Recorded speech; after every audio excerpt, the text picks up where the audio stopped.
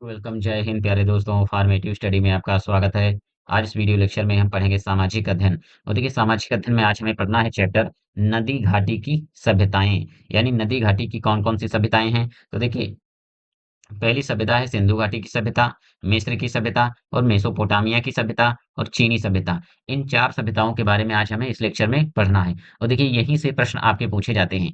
इन चारों सभ्यताओं से देखिए क्वेश्चन एक ना एक जरूर पूछा जाएगा और हर बार क्वेश्चन पूछे जाते हैं, चाहे वो ऑब्जेक्टिव टाइप क्वेश्चन हो, चाहे अतिलुत्तरी प्रश्न हो या फिर लघुत्तरी प्रश्न हो। तो देखिए, आपको क्लास स्किप नहीं करनी है, पूरी क्लास देखना है और साथ ही साथ आपको नोट नोट करते रहना है। तो देखिए, हम जितना आपको पढ़ाएँगे बस इतना ही आपके लिए सफिशिएंट है। आपको इससे बाहर पढ़ने की ज़रूरत नहीं है। और देखिए, सारे क्वेश्चन जितना हम बताएँगे इसी से सारे क्वेश्चन आपके आ जाएँगे, ठीक है? इससे बाहर पढ़ने की ज़रूरत आपको नहीं पड़ेगी और एक ही क्लास में आपको ये सारी चीज़ें मिल जाएँगी। और देखिए, बहुत ही जल्द ये सामाजिक अध्ययन का भी सिलेबस खत्म हो जाएगा, बस कुछ ही क्लास हैं। बस इसके बाद देखिए पूरा कंप्लीट हो जाएगा, फिर हम इसका भी रिवीजन करने लगेंगे, ठीक है? तो चलिए क्लास को स्टार्ट करते हैं। तो सबसे पहले हम समझते हैं सिंधु घाटी सभ्यता। तो देखिए, ये जो सिंधु घाटी सभ्यता है तो इसका नाम सिंधु घाटी सभ्यता क्यों पड़ा? तो देखिए, जो ये इसके नाम से ही पता चल रहा है, इसका जो विकास है यानी सिंधु नदी के किनारे इसका विकास हुआ। ये जो सिंधु घाटी सभ्यता है, इसका विकास सिंधु नदी के किनारे पर हुआ, ठीक है? इसीलिए इसका नाम रख दिया गया सिंधु घाटी सभ्यता। अभी हम आगे समझेंगे इसको डिटेल से। तो चलिए अब हम समझते हैं सिंधु घाटी सभ्यता। तो देखिए, सिंधु घाटी सभ्यता प्राचीन विश्व की एक प्रमुख नगर सभ्यता थी। यहाँ से एक प्रश्न पूछा जाएगा कि सिंधु घाटी सभ्यता कैसी सभ्यता थी? तो ये एक नगरीय सभ्यता थी। ठीक है, कैसी सभ्यता? नगरीय सभ्यता। जिसका विकास लगभग 3300 ईसा पूर्व से 1300 ईसा पूर्व के बीच हुआ था। इसका विकास कब हुआ? 3300 ईसा पूर्व से 1300 ईसा पूर्व के बीच। यह सभ्यता आधुनिक भारत और पाकिस्तान के सिंधु नदी के सिंधु नदी क्षेत्र में फैली हुई थी। कहाँ फैली हुई थी? सिंधु नदी क्षेत्र में फैली हुई थी। इसे हड़प्पा सभ्यता भी कहा जाता है। इसे क्या कहा जाता है? हड़प्पा सभ्यता भी कहा जाता है, क्योंकि इस सभ्यता के अवशेष सर्वप्रथम 1921 में पंजाब, जो कि अब कहाँ पर है? पाकिस्तान के हड़प्पा नामक स्थान से प्राप्त हुए थे। ठीक है, ये देखिए, ये जो पंजाब है पाकिस्तान वाले पंजाब की बात हो रही है, ये नहीं अपने वाले देश की पंजाब की बात नहीं हो रही, क्योंकि ये जो भारत और पाकिस्तान का विभाजन तो अभी 1947 में हुआ है, लेकिन ये बात देखिए सिंधु घाटी सभ्यता की हो रही है। ठीक है, तो कंफ्यूज नहीं होना कि पंजाब बोल दिया तो इसका मतलब कभी आपने आप लोगों को लगा होगा कि ये पाकिस्तान लिख दिया। ठीक है, ये पहले जो पंजाब था जो हिस्सा है, ये इस हिस्से की जो बात हो रही है, ये अभी हिस्सा पाकिस्तान में है। तो चलिए हम इसको इमेज के माध्यम से समझते हैं। चलिए यहाँ देखिए देखिए, ये है अपना प्यारा भारत। ठीक है, ये अपना प्यारा भारत है। और ये देखिए पहले सिंधु नदी कहाँ से निकली है? तो देखिए, ये जो तिब्बत वाला क्षेत्र है, ठीक है, तिब्बत, ये है मानसरोवर झील। ये मानसरोवर झील से निकली है सिंधु नदी। ठीक है, और ये भारत में कहाँ पर प्रवेश कर रही है? तो ये यहाँ लद्दाख में प्रवेश करती है। ठीक है, यहाँ लद्दाख से होते हुए देखिए ये पाकिस्तान से होते हुए फिर ये गिरती है कहाँ पर? अरब सागर में। और देखिए, इसी के आसपास सिंधु घाटी सभ्यता का विकास हुआ। तो देखिए, इसके प्रमुख स्थल कौन कौन से हैं? तो देखिए, यहाँ पर ये है हड़प्पा। ठीक है, हड़प्पा। यहाँ पर देखिए, ये है मोहनजोदड़ो। ठीक है, और ये है देखिए धौलावीरा। ये कहाँ पर है? देखिए, हम अभी आगे इसके बारे में पढ़ेंगे। ये कहाँ? ये है धौलावीरा, हड़प्पा, मोहनजोदड़ो। ठीक है, ये सिंधु घाटी के प्रमुख स्थल हैं। यानी हम कह सकते हैं कि सिंधु घाटी सभ्यता का विकास कहाँ हुआ? तो सिंधु नदी के किनारे। ठीक है, यानी सिंधु नदी के आसपास सिंधु घाटी सभ्यता का विकास हुआ। और देखिए देखिए प्रमुख स्थल कौन से हैं? देखिए, ये लोथल, ये गुजरात में पड़ता है यहाँ पर लोथल। ठीक है, चलिए अब आगे समझते हैं। चलिए अब हम समझते हैं नगर योजना, यानी सिंधु घाटी जो सभ्यता की नगर योजना कैसी थी, यानी टाउन प्लानिंग कैसी हुआ करती थी। तो नगर योजनाबद्ध तरीके से बनाए गए थे। यानी वहां पर देखिए जो नगर हैं बसाए गए थे वो बहुत ही योजनाबद्ध तरीके से। सड़कों का जाल एक दूसरे को समकोण पर काटता था। यानी वहां पर जो सड़कें थी तो 90 डिग्री पर काटती थी। कैसे? देखिए, इस प्रकार सड़कें बनी हुई थी। जैसे देखिए, ये कितने डिग्री पर काट रही है? जैसे यहाँ पर इस साइड में घर बने, इस साइड में घर बने, इस साइड ये पूरी सड़क है, ठीक है? फिर देखिए यहाँ पर इस साइड में घर बने, इधर घर बने, यानी सुव्यवस्थित एक सभ्यता थी, ठीक है? इस साइड में घर बने और बीच में ये जो है सड़क निकल रही है, ठीक है? तो ये कितने डिग्री एंगल पर काट रही है? ये 90 डिग्री एंगल पर काट रही है, ठीक है? मकान पक्की ईंटों के बने होते थे। यानी उस टाइम देखिए जो सिंधु घाटी सभ्यता में मकान कैसे होते थे? पक्की ईंटों के और बहुकक्षीय थे, यानी उसमें बहुत सारे रूम हुआ करते थे, ठीक है? हर घर में नालियों का समुचित प्रबंधन था। यानी हर घर में नालियां बनी हुई थी जो नगर की मुख्य नालियों से जुड़ी थी। यानी जो गांव के अंदर यानी नगर के अंदर नालियां बनी हुई थी, ठीक है, वो छोटी छोटी नालियां जाकर बड़ी नालियों में उनका पानी गिरता था। चलिए अब आगे देखिए, धार्मिक जीवन तो सिंधु घाटी सभ्यता के समय धार्मिक जीवन कैसा था? तो देखिए, मूर्ति पूजा की परंपरा दिखती थी। उस टाइम देखिए मूर्ति पूजा हुआ करती थी। जैसे कि पशुपति महादेव की मूर्ति, यानी पशुपति जो देवता थे, पशुपति, ठीक, उनकी पूजा हुआ करती थी, जो शिव का आरंभिक रूप मानी जाती है। यानी इसे ही हम कहते हैं कि प्रारंभ में शिव इसी यानी शंकर जी ऐसे ही हुआ करते थे, ठीक है? मातृ देवी की पूजा के प्रमाण भी मिले हैं, यानी मातृ देवी की पूजा के प्रमाण मिले हैं। आगे देखिए, पशु, वृक्ष, फलों आदि की पूजा करते थे, ठीक है? यानी पशुओं की पूजा हुआ करती थी, वृक्षों की पूजा हुआ करती, फलों की, यानी ये कैसे थे? तो ये प्रकृति पूजक थे, यानी ये प्रकृति के उपासक थे। चलिए अब देखते हैं प्रमुख स्थल, यानी सिंधु घाटी सभ्यता के प्रमुख स्थल। यहाँ से देखिए एक प्रश्न पूछा जाता है कि सिंधु घाटी सभ्यता के किन्हीं 2 स्थलों के नाम लिखिए या 3 स्थलों के नाम लिखिए। तो देखिए, और साथ ही साथ हमने देखिए इसके बारे में भी लिख दिया, यानी विशेषता भी बता दी है, ठीक है? तो देखिए, तो सिंधु घाटी सभ्यता का प्रमुख स्थल देखिए है, इधर देखिए स्थल का नाम है, ठीक है? ये हड़प्पा, ये पहला स्थल कौन सा है? हड़प्पा। ये कहाँ पर था? ये पंजाब, जो कि पाकिस्तान में है, ठीक है? यानी वर्तमान स्थान। ये थोड़ा मिक्सअप हो गया है, ठीक है? थोड़ा कंफ्यूज मत होना, देख कर समझ लीजिए। ये देखिए लिखा है मुख्य विशेषता, ये जो विशेषताएं हैं उसकी रेड कलर से हैं, ठीक है?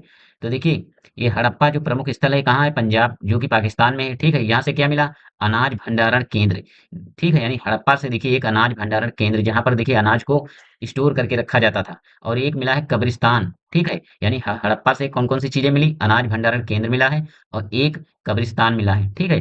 अगला है देखिए स्थल दूसरा, मोहनजोदड़ो। ये कहाँ है? सिंध, यानी ये पाकिस्तान का क्षेत्र है सिंध, ठीक है? यहाँ से देखिए क्या मिला है? तो विशाल स्नानागार, ठीक है? यानी ग्रेट बाथ, और एक मिला है अन्नागार।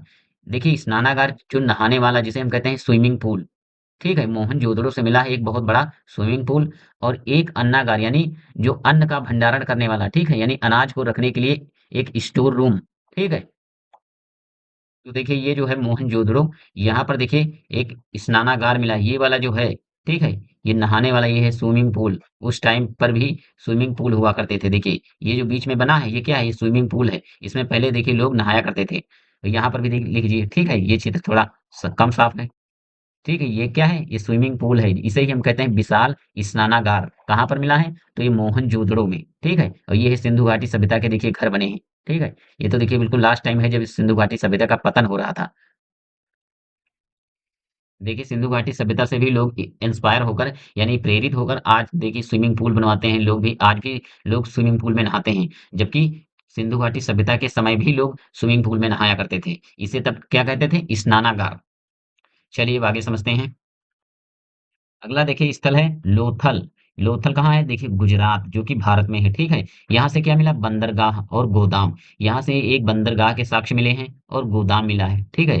तो देखिए अगला स्थल है कालीबंगन, या कालीबंगा भी इसे कहते हैं। तो ये कहाँ पर है? राजस्थान, ठीक है? यहाँ से देखिए क्या मिला है? तो जली हुई अनाज की राख। यहाँ पर देखिए अनाज की राख मिली है। हल के निशान, यानी जो हल के निशान भी मिले हैं, ठीक है? और देखिए अगला स्थल है राखी गढ़ी, यानी राखी गढ़ी। तो यहाँ ये राखी गढ़ी कहाँ पर है? हरियाणा में, ठीक है? यहाँ से देखिए क्या मिला है? सिंधु सभ्यता का अब तक का सबसे बड़ा स्थल है। यानी यहाँ से प्रश्न पूछा जाता है कि सिंधु सभ्यता का सबसे बड़ा स्थल कौन है? तो राखी गढ़ी, ठीक है? अगला है देखिए बनावली। अगला स्थल कौन सा है? बनावली। ये कहाँ पर है? हरियाणा में, ठीक है? खेती के प्रमाण, अच्छी नगर योजना, यानी बनावली से देखिए खेती के प्रमाण मिले हैं, यानी यहाँ पर देखिए खेती का विकास हुआ था, यहाँ से खेती प्रारंभ हुई थी, ठीक है? और यहाँ पर देखिए अच्छी नगर योजना भी देखी गई है। कहाँ पर? बनावली में। चलिए अब आगे हम समझते हैं। इसको देखिए एक कॉपी पर आप नोट कर लेना, ठीक है? और चार्ट के हिसाब से नोट करना, जिससे कि आप समझ सकें। इसको देखिए एक शॉर्ट नोट बनाकर इसको नोट कर लेना है, क्योंकि यहाँ से देखिए प्रश्न पूछे जाते हैं। हमने एक ही लाइन में सारा कुछ लिख दिया, जिससे कि आपको ज़्यादा इधर-उधर ढूँढने की ज़रूरत नहीं पड़ेगी। एक ही जगह सारी चीज़ें आपको मिल जाएँगी। चलिए हम समझते हैं सिंधु सभ्यता का पतन, यानी सिंधु सभ्यता का पतन कैसे हुआ? इसके पतन के कारण पूर्णतः स्पष्ट नहीं है, यानी इसके कोई ऐसा कारण नहीं बताया जा सकता है कि किस कारण इसका पतन हुआ। लेकिन मुख्य कारण निम्न माने जाते हैं, यानी ये जो कारण हम आपको दे रहे हैं हो सकता है, ठीक है? बार-बार आने वाली बाढ़ें, हो सकता है कि बार-बार ज़्यादा बाढ़ आई हो, इससे सिंधु सभ्यता का पतन हुआ हो, या जलवायु परिवर्तन हुआ हो, ठीक है? हो सकता है कि जलवायु परिवर्तन हुआ हो, या फिर हम कह सकते हैं सिंधु नदी का मार्ग बदलना, या हो सकता है अगर सिंधु नदी का मार्ग बदल गया होगा, इस वजह से इस सभ्यता का अंत हो गया। व्यापारिक मार्गों का टूटना, या हो सकता है देखिए व्यापारिक जो मार्ग थे, ये टूट गए होंगे या बिखर गए होंगे जिस वजह से सिंधु सभ्यता का क्या हुआ पतन हो गया होगा या फिर आर्यों का आगमन हुआ होगा, ठीक है? कुछ विद्वान मानते हैं कि आर्यों का आगमन भी सिंधु सभ्यता का पतन माना जाता है या फिर प्राकृतिक आपदाएं, ठीक है? तो ये जो 6 रीज़न हैं, इन्हीं से हम कह सकते हैं कि सिंधु सभ्यता का पतन इस प्रकार हुआ होगा। यहाँ से भी प्रश्न पूछा जाता है, ये भी आपको नोट कर लेना है। देखिए, यहाँ से भी प्रश्न पूछे जाते हैं, काफ़ी इम्पोर्टेंट है। सारा कुछ आपको इस लेक्चर में एक भी ऐसा पॉइंट नहीं है जो इम्पोर्टेंट ना हो। सारा कुछ आपको लिखते चलना है। चलिए अब हम समझते हैं मिस्र की सभ्यता, ठीक है? तो देखिए इजिप्टियन सिविलाइजेशन, देखिए मिस्र को इंग्लिश में क्या कहते हैं? इजिप्ट, इजिप्ट, ठीक है? मिस्र को क्या कहते हैं? इजिप्ट इंग्लिश में। परिचय देखिए, मिस्र की सभ्यता विश्व की सबसे प्राचीन और उन्नत सभ्यताओं में से एक थी। जो नील नदी के किनारे विकसित हुई, यानी मिस्र की सभ्यता का विकास कहाँ पर हुआ? तो नील नदी के किनारे हुआ। यहाँ से एक प्रश्न क्लियर हुआ। इसे नील नदी की देन कहा जाता है, ठीक है? या इसे नील नदी का वरदान भी कहा जाता है, क्योंकि यह नदी जीवनदायिनी थी। यह नदी कैसी थी? जीवनदायिनी थी। इसका विकास लगभग 3000 ईसा पूर्व से 1000 ईसा पूर्व के बीच माना जाता है। यानी इसका विकास कब माना जाता है? 3000 ईसा पूर्व से 1000 ईसा पूर्व। अब हम समझते हैं भौगोलिक स्थिति। यह सभ्यता उत्तरी अफ्रीका में स्थित है। यानी मिस्र की सभ्यता का विकास कहाँ हुआ? उत्तरी अफ्रीका। देखिए ये पूरा है अफ्रीका महाद्वीप, ठीक है? ये अफ्रीका महाद्वीप है। तो यहाँ पर पड़ता है देखिए मिस्र। यहाँ पर ये जो वाला क्षेत्र जो है, ये कौन सा है? ये मिस्र का क्षेत्र है। तो मिस्र की राजधानी क्या है? तो मिस्र की राजधानी है काहिरा, ठीक है? मिस्र की राजधानी क्या है? काहिरा, ठीक है? यहाँ पर पड़ता है। अगर आपने अफ्रीका महाद्वीप का अगर मानचित्र आपने देखा होगा, ठीक है? मैप देखा होगा, तो देखिए यहाँ पर पड़ता है मिस्र, ठीक है? नील नदी सभ्यता सॉरी नील नदी इसकी जीवन रेखा थी। यानी इसकी देखिए जीवन रेखा कौन सी नदी थी? तो नील नदी। खेती, व्यापार, यातायात सब इसी पर निर्भर थे, ठीक है? यानी खेती थी और व्यापार, यातायात सारा कुछ किस पर निर्भर था? नील नदी पर। हर साल आने वाली बाढ़ से मिट्टी उपजाऊ हो जाती थी। यानी हर साल जो बाढ़ आती थी, उस बाढ़ के पानी में देखिए जो मिट्टी थी काफ़ी उपजाऊ हो जाती थी। अब चलिए हम समझते हैं धार्मिक विश्वास, ठीक है? तो देखिए मिस्रवासी बहुदेववादी थे। बहुदेववादी मतलब बहुत मैनी गॉड्स यानी बहुत सारे देवताओं की पूजा करते थे। जैसे अपने यहाँ भारत में होता है। देखिए बहुत सारे देवी देवताएँ देवताओं की पूजा होती है। उसी प्रकार मिस्र में भी बहुत सारे देवी देवताओं की पूजा हुआ करती थी। वे पुनर्जन्म में विश्वास करते थे। तो देखिए मिस्रवासी जो थे, वो पुनर्जन्म पर भरोसा करते थे कि पुनर्जन्म भी होता है। जैसे आपने पुरानी फ़िल्में देखी होगी, तो देखिए कुछ ऐसी फ़िल्में हैं जिसमें पुनर्जन्म दिखाते हैं। जैसे करण अर्जुन मूवी थी, उसमें देखिए हीरो पहले दोनों मर जाते हैं, इसके बाद दोबारा फिर जन्म लेते हैं। तो वैसे ही मिस्र वालों का मानना था कि एक बार आदमी मरने के बाद दोबारा भी जीवित हो सकता है, यानी उसका दोबारा पुनर्जन्म होगा। इन सब चीज़ों पर मिस्र वाले भरोसा करते थे। आगे देखिए ममीकरण की प्रक्रिया द्वारा वे शव को संरक्षित करते थे ताकि आत्मा दोबारा लौट सके। यानी जो व्यक्ति मर जाता था, मम्मी क्या थी? पहले समझ लिए मम्मी। मम्मी में देखिए जब कोई व्यक्ति मर जाता था, तो उसके शव को सुरक्षित रखा जाता था और ये माना जाता था कि जब देखिए कोई व्यक्ति मर जाएगा, तो दोबारा उसकी देखिए आत्मा है जो उसके अंदर आएगी, तो उसको दोबारा पुनर्जन्म देगी। इसीलिए देखिए वो शव को जलाते नहीं थे, एक ताबूत में रखते थे। जैसे देखिए यहाँ पर देखिए यहाँ पर एक एक व्यक्ति है। ये ऐसा नहीं है, ये रियल इमेज है ये, ठीक है? यहाँ ऐसा ही वहाँ अगर आप मिस्र के फ़ोटोज़ देखेंगे या मिस्र में आप कभी जाएँगे, तो वहाँ देखिए जो संग्रहालय है, म्यूज़ियम है, वहाँ पर देखिए जब कोई व्यक्ति मर जाता था, तो उसको देखिए पहले उसके बॉडी पार्ट को निकाल लिया जाता था। मेन-मेन जैसे बॉडी पार्ट हैं, वो निकाल लिए जाते थे और इसके बाद देखिए कफ़न में लपेट कर उसको एक लकड़ी के ताबूत में रख दिया जाता था। ठीक है? रख दिया जाता था और उनको जलाया नहीं जाता था, जिससे कि उनका मानना था कि देखिए ये इनका पुनर्जन्म होगा। ठीक है? और देखिए जो शरीर अगर रखा होगा पहले से, तो देखिए जो आत्मा आएगी तभी पुनर्जन्म होगा, इसीलिए वो शरीर को जलाते नहीं थे।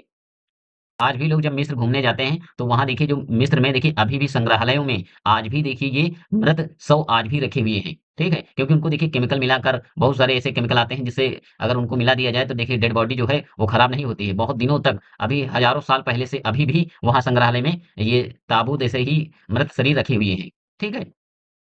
तो देखिए मिस्रवासियों का मानना था कि मरने के बाद आत्मा पुनः शरीर में लौटती है।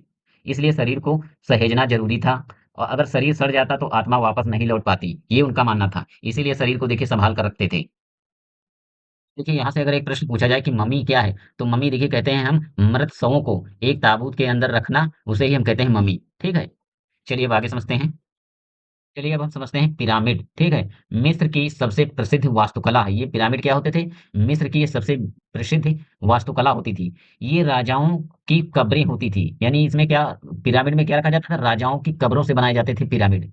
सबसे प्रसिद्ध पिरामिड गीज़ा का पिरामिड, ठीक है? सबसे प्रसिद्ध अगर पिरामिड कौन सा है तो गीज़ा का पिरामिड है। इसे देखिए किसने बनवाया था? यहाँ से एक प्रश्न पूछा जाता है कि गीज़ा का पिरामिड किसने बनवाया? तो देखिए वहाँ के राजा एक थे खुफू, उन्होंने बनवाया था। ये देखिए जब हम एग्जाम दे रहे थे डीएलएड फर्स्ट सेमेस्टर का तो देखिए ये प्रश्न पूछा गया था तो जिस रूम में देखिए हम लोग थे परीक्षा दे रहे थे किसी को ये पता नहीं था कि बनवाया किसने था। सब लोगों को ये तो पता था कि गीजा का पिरामिड है ये, ठीक है, और ये मिस्र का पिरामिड है, लेकिन वो कोई नहीं जानता था कि इसे बनवाया किसने था। तो ठीक है, तो ये आप याद रख लीजिए, खूफू यानी मिस्र के राजा थे खूफू, उन्होंने बनवाया था। तो बहुत लड़कों ने जानते हो क्या लिख दिया था? वहाँ के मज़दूरों ने बनाया था। मैंने भी लिख दिया था कि गीज़ा का पिरामिड मिस्र वासियों ने बनवाया था, क्योंकि पता किसी को था नहीं। देखिए, पिरामिड को बनाने में हज़ारों मज़दूर लगते थे और कई साल लग जाते थे। यानी एक पिरामिड बनाने में देखिए हज़ारों मज़दूर लगते थे और कई सालों तक एक पिरामिड बनता था। तो देखिए ये जो बने हैं त्रिभुजाकार आकृति, यही है पिरामिड। देखिए बहुत बड़े-बड़े विशाल पिरामिड बनते थे। क्योंकि देखिए, यहाँ पर देखिए ये छोटे-छोटे जो लोग दिख रहे हैं, कितने देखिए बड़े हैं पिरामिड, क्योंकि इनकी एक भी दीवार तक नहीं देखिए उनकी हाइट नहीं पहुँच रही। यानी इनका आकार जो इतना बड़ा हुआ करता था। ठीक है? ये है ये कौन-सा है पिरामिड? ये गीज़ा का पिरामिड है। ठीक है? इसी प्रकार बहुत सारे मिस्र में आप जाएँगे तो देखिए बहुत सारे पिरामिड बने हैं। तो इनका देखिए आकार कैसा है? त्रिभुजाकार आकार है। देखिए ये ट्रायंगल के रूप जैसे हैं। ठीक है? ये बिल्कुल कैसे लग रहे हैं? जैसे लग रहा है कि ये कोई छोटा ट्रायंगल, बड़ा-सा ट्रायंगल बना हो। ठीक है? यानी त्रिभुज बने हों। तो इनका आकार कैसा होता था? त्रिभुजाकार। ये देखिए ईंटों और पत्थरों से बनाए जाते थे। देखिए इन पिरामिड में किसको रखा जाता था? तो देखिए मृत राजाओं को सम्मानपूर्वक दफनाने के लिए, ठीक है? उनके साथ उनके धन, वस्त्र, आभूषण और सेवकों को भी रखा जाता था। क्योंकि मिस्रवासी पुनर्जन्म में विश्वास करते थे। ठीक है? अगर देखिए पिरामिड का पूछा जाए तो देखिए हम बहुत ही शॉर्ट में या बहुत ही संक्षेप में आप कह सकते हैं कि विशाल पत्थरों से बनाए गए राजा के समाधि स्थल हैं। ये किसके हैं? ये राजाओं के समाधि स्थल हैं। ठीक है? चलिए अब आगे समझते हैं। तो देखिए अगला है विज्ञान और गणित, साइंस एंड मैथ। नक्षत्रों का ज्ञान, कैलेंडर प्रणाली, यानी नक्षत्रों का ज्ञान कहाँ से हुआ? मिस्र से। कैलेंडर प्रणाली किसने दी? तो मिस्र वासियों ने। गणित और ज्यामिति का विकास कहाँ से हुआ? मिस्र से। और देखिए माप तौल, क्षेत्रफल की गणना और भवन निर्माण में विशेषज्ञता, यानी ये कहाँ से आई है? ये सब मिस्र से आई हुई है। चलिए अब हम समझते हैं मेसोपोटामिया की सभ्यता। तो देखिए परिचय समझिए। मेसोपोटामिया एक ग्रीक शब्द है। ये कैसा शब्द है? ग्रीक, जिसका अर्थ होता है दो नदियों के बीच की भूमि, यानी दो नदियों के बीच की भूमि। यह सभ्यता दजला और फरात नदियों के बीच स्थित थी। ये कहाँ स्थित थी? दजला और फरात। ये नदियां आपको नाम याद रखना है। ये पूछा जाता है यहाँ से प्रश्न कि मिस्र की सभ्यता किन दो नदियों के बीच विकसित हुई? तो दजला और फरात। यह स्थान आज का इराक है। यानी ये स्थान प्रेजेंट टाइम कहाँ पर है? इराक में है। ठीक है? इसे विश्व की सबसे पहली सभ्यता भी मानी जाती है। यानी ये विश्व की सबसे पहली सभ्यता थी। कौन थी? मेसोपोटामिया की सभ्यता। तो चलिए समझते हैं राजनीतिक जीवन कैसा था। हर नगर पर एक राजा शासन करता था। यानी वहां पर देखिए हर नगर पर एक राजा हुआ करता था। राजा को ईश्वर का प्रतिनिधि राजा को ईश्वर का प्रतिनिधि माना जाता था। यानी राजा को क्या माना जाता था? प्रतिनिधि। किसका? ईश्वर का। कानून बनाने और पालन करवाने की जिम्मेदारी राजा की होती थी। यानी वहां का कैसा कानून रहेगा और किस प्रकार पालन किया जाएगा, ये सारी जिम्मेदारी किसकी थी? उस वहां के राजा की। चलिए अब आगे समझते हैं धार्मिक विश्वास। बहुदेववादी, कई देवी देवताओं में विश्वास। यानी जो मेसोपोटामिया के लोग थे वो भी देखिए कई देवी देवताओं की पूजा करते थे। ठीक है? देवताओं को स्वर्ग, पृथ्वी, जल, सूर्य आदि से जोड़ा जा गया। यानी देवताओं को किन चीजों से जोड़ा जाता था? कि देखिए स्वर्ग है, पृथ्वी, जल, सूर्य आदि से जोड़ा जाता था। प्रमुख देवता कौन थे? एनलिल, इनाना और मर्दूक आदि। यानी ये कौन से थे? उनकी प्रमुख देवताओं के नाम थे। ठीक है? मंदिरों को जिगुरात कहा जाता था। यानी मंदिरों को क्या कहा जाता था? यहाँ से भी प्रश्न पूछा जाता है कि मेसोपोटामिया में जो मंदिर थे उनको क्या कहा जाता था? तो जिगुरात। यह सीढ़ी-नुमा इमारत होती थी। ये कैसी इमारत होती थी? सीढ़ी-नुमा। देखिए इस प्रकार। ठीक है? अगला है देखिए हम्मुराबी संहिता। ये इंपॉर्टेंट है, यहाँ से प्रश्न पूछा गया है, वो आगे पूछा जा सकता है। बेबीलोन के राजा हम्मुराबी ने दुनिया का सबसे पुराना लिखित कानून बनाया। यानी दुनिया का अगर सबसे पुराना लिखित कानून या संविधान कहा जाए तो किसने बनाया? हम बेबीलोन के राजा थे हम्मुराबी। कौन थे? हम्मुराबी। लगभग 282 कानून थे। यानी इस संहिता में कितने कानून थे? 282, जो आंख के बदले आंख की नीति पर आधारित थे। यानी इनका कानून इतना कठोर था, अगर किसी ने देखिए एक किसी व्यक्ति की एक आंख फोड़ दी, तो उसके बदले उसको भी एक आंख फोड़नी पड़ेगी। यानी ऐसा कानून था। अगर किसी ने आपका एक हाथ तोड़ दिया, तो उसके बदले आपका दूसरा हाथ वो भी तोड़ेगा। ये ऐसा कानून था। ऐसे डायलॉग्स आप मूवीज में काफी आपने सुना होगा कि खून के बदले खून। ये कानून व्यापार, विवाह, संपत्ति, मजदूरी, दंड आदि से जुड़े थे। यानी ये कानून जो सख्त थे, ये देखिए विवाह, संपत्ति, मजदूर यानी मजदूरी, दंड आदि से जुड़े हुए थे। क्योंकि अगर कानून व्यवस्था ऐसे सख्त हो तो देखिए ना तो कोई चोरी करेगा, ना कोई मर्डर करेगा, ना ही कोई रेप केस होंगे। क्योंकि देखिए जब कानून जितना ज़्यादा सख्त होगा, उतना ही ज़्यादा लोग डरेंगे और कोई भी अपराध करने से डरेंगे। आजकल देखिए ऐसे-ऐसे कांड हो रहे हैं, डेली-डेली सुनने को मिलता है। अगर देखिए कानून व्यवस्था बहुत टाइट कर दी जाए, तो देखिए जो कांड सुनने को मिलते हैं, ये बिल्कुल बंद हो जाएँगे। क्योंकि तब लोग डरेंगे और वैसे किसी प्रकार का डर तो है नहीं, जानते हैं पैसे देंगे छूट जाएँगे। आगे समझते हैं विज्ञान और गणित, यानी 60 के अंक पर आधारित गणना पद्धति। आज का 60 सेकंड बराबर 1 मिनट उसी से आया है। यानी ये जो 60 अंक की गणना है या आधारित पद्धति है, यानी जैसे 1 घंटे में 60 मिनट होते हैं। कितने मिनट होते हैं? 60 मिनट। तो ये जो 60 मिनट वाली पद्धति है, ये कहाँ की देन है? ये मेसोपोटामिया सभ्यता की देन है। ठीक है? ये वहीं से आए हैं। ठीक है? और देखिए मेसोपोटामिया सभ्यता के लोग देखिए खगोल शास्त्र यानी ज्योतिष विद्या में निपुण थे। कहाँ में निपुण थे? ज्योतिष विद्या में। ग्रह नक्षत्रों का अध्ययन यानी ग्रहों और नक्षत्रों का अध्ययन उनको बहुत अच्छे से आता था। और देखिए मेसोपोटामिया सभ्यता के लोगों ने क्या बनाया? देखिए कैलेंडर बनाया, जो 12 महीनों वाला कैलेंडर है, ये वहीं से आया है। गणित में जोड़, घटाव, गुणा, भाग, क्षेत्रफल की गणना जानते थे। ठीक है? यानी मिस्रवासी घटाव, गुणा, भाग, जोड़ और क्षेत्रफल की गणना करना जानते थे। तो हम कह सकते हैं जोड़, घटाव, गुणा, भाग और क्षेत्रफल की गणना कहाँ की देन है? मेसोपोटामिया सभ्यता की देन है। चलिए हम आगे समझते हैं प्राचीन चीन सभ्यता यानी चीनी सभ्यता। अब हम देखते हैं चीनी सभ्यता। तो देखिए चीनी सभ्यता दुनिया की सबसे प्राचीन और निरंतर चलने वाली सभ्यताओं में से एक है। ठीक है?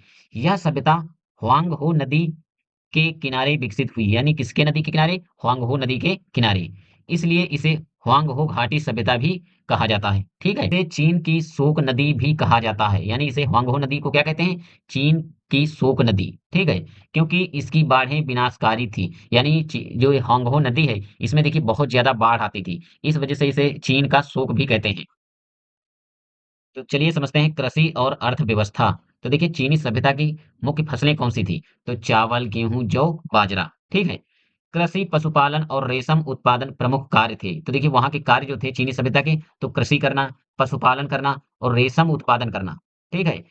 चीन ने ही दुनिया को कागज यानी चीन ने देखिए दुनिया को क्या दिया? कागज, बारूद जिससे देखिए बम बनाए जाते हैं, ठीक है? गोला बारूद और कंपास यानी दिशा सूचक यंत्र और छपाई कला यानी प्रिंटिंग मशीन कहाँ की देन है? ये चीनी सभ्यता की देन है। तो देखिए चलिए हम समझते हैं आविष्कार यानी महत्वपूर्ण आविष्कार कौन-कौन से हैं?